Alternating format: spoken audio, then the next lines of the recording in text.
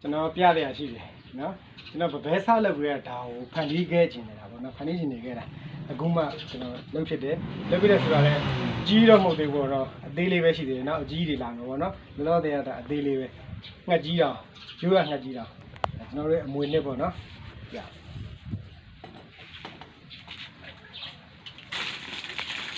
အမလောလောဆယ်ကတော့ငှက်ပေါက်လေးပေါ့ကဲလာလေ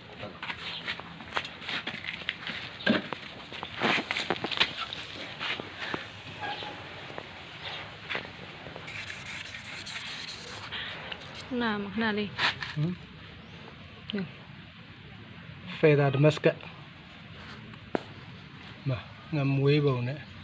ဒါအလွှာပေါင်း800နဲ့ဖန်တီးထားတယ်ဖေဒါဒမတ်စကတ်ဒါလေးနော်ဒါလေးတိုက်ပြီးပြ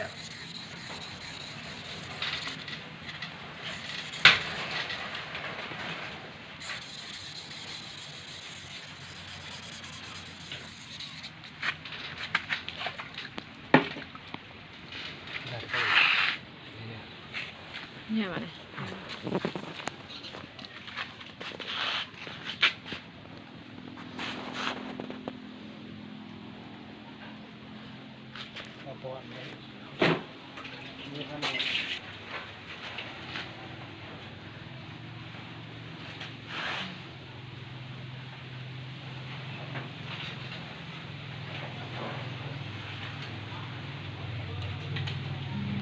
Feather Damascus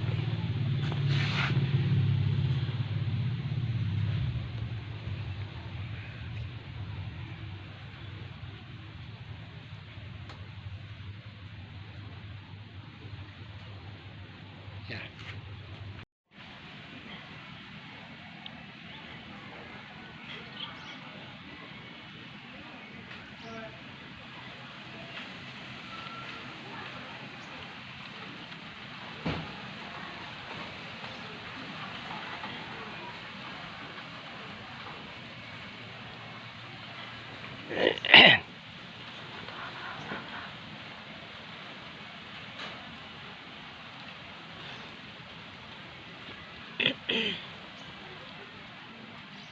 Feather Damascus